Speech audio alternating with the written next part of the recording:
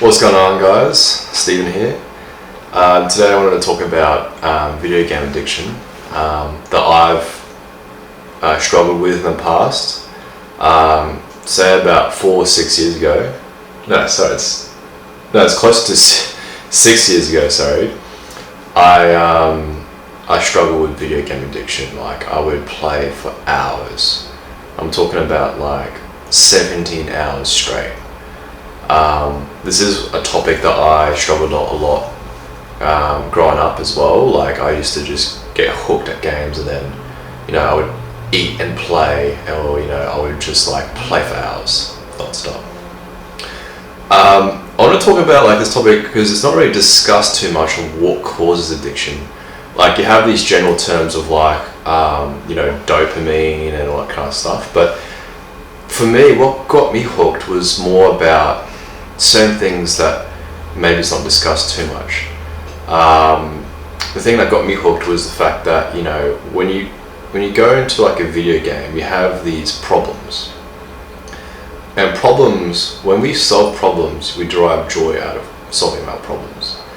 And in life can get hard, and we sometimes struggle to solve our own problems, or it's a long way to get there. You know what I mean? Like, yes, there is an instant gratification element that people know about video games, where you can instantly gratify and achieve success. But I think what got me hooked with video games was the fact that you can bask in the joy of solving problems, and you know that the problems will be mapped out, and it's solvable.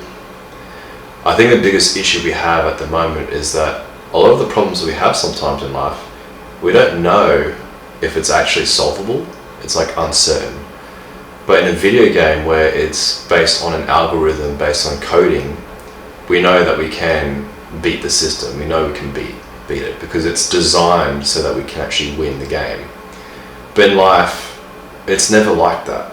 It's not like when we enter into life as a newborn and all the way up to when you're 18 or 24 or 30. There's no blueprint of like, if you live this way, you're going to have tremendous success in whatever industry.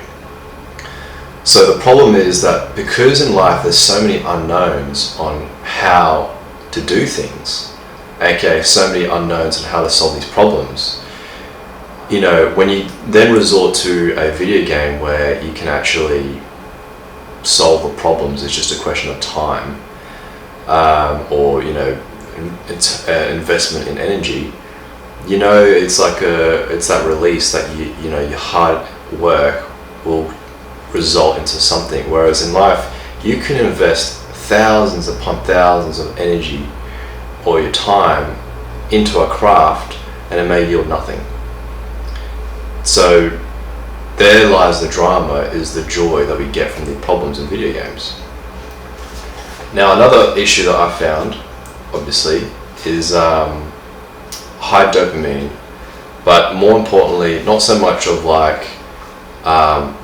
games that entice us and makes us want to return, but more about like the sensory element that actually numbs the pain. Because there is a drug-like effect when we get exposed to all these elements of sensory. It numbs how we feel. And so that's why intention is really important. If you have like a combination of you can't solve your problems in your everyday life, then also you have this innate pain that you're going through, and you want to muffle out that pain through this sensory. That's already a concoction that's not good to deal with. So there's already two elements in play there, where a video game can be very appealing compared to normal life. Now, another thing to throw in the mix is a sense of identity. We get a sense of identity when we play games, a lot of these games.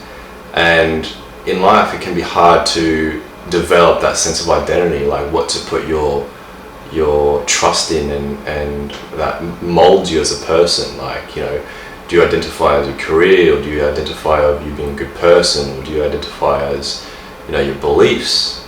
Identity crisis is huge at the moment, especially in 2024. I feel as though that's probably the bread and butter of what a lot of my generation is experiencing, but also the newer generation. It's the identity crisis, and then you have these video games that highly gives you basically a role where you know your identity. It lays it all out for you, and so you don't have to think. You can just hop into that world of reality and not really pay attention to how you are in everyday life.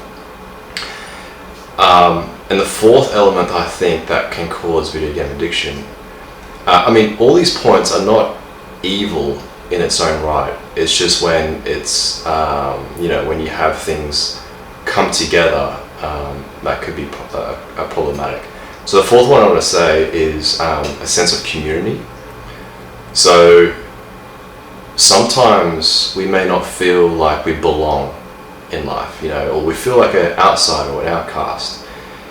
This can happen on a subconscious level. It may not be so blatantly obvious, but it could be, it could be just a certain scenario at work where you just feel, you just don't feel yourself, or, you don't feel like you're part of, a group of people in your work, or, your soccer team, or whatever it is. It could be fleeting from just you feel like an outcast, like, for a brief moment, for like maybe a month, or sometimes years, or it could be just a day. Regardless of what it is, the metric of it doesn't really matter too much, but sometimes in life we can feel in certain situations where we feel like we don't belong, and we can get that sense of belonging or community within video games. Now, we could argue that some of the points that I mentioned could actually be a bonus to help with mental health. And I think that video games, in its truest form, and doing it moderately, I think can be very, very beneficial. And I think it's a cool way to relieve stress, and has a multitude of benefits like eye coordination and etc. etc. But I think when you have a combination of you're going through pain, or you're going through life and you have pain and you want to numb the pain, you have problems you don't know how to solve, you have a bit of identity crisis, and you want to have a sense of belonging. If you hit all four of those, it's a very dangerous place to get hooked in video games. I know I can speak from personal experience. It took me a very, very, very long time to have that self-awareness where I needed to break that cycle, because I was just drawn to this particular video game where day in, day out, all I wanted to do was just achieve this certain level and keep achieving and achieving and achieving. And I felt really good. I honestly felt good. When you're actually in that kind of addiction cycle, you don't actually feel as though there is an issue that you're going through. It's only when, over some years, for me it was years, where I noticed that who I was kind of changed, gradually over time. And then other people from friends or family members have mentioned a few things, and that you piece together and you realize that this has caught me in a bit of a trap here. I just wanted to push forward and about these points about video game addiction and put it out there, because I'm concerned for people who struggles with it, because I struggle with it bad. And I want to hear your thoughts of have you ever struggled with video game addiction? And if you have, has any of my points were relevant to you in a way of how it affected you, or did you have other elements in play that got you hooked or got you addicted? Either way, I'm glad that you tuned in and hear what I had to say about this topic, and I'll catch you guys next time. Peace.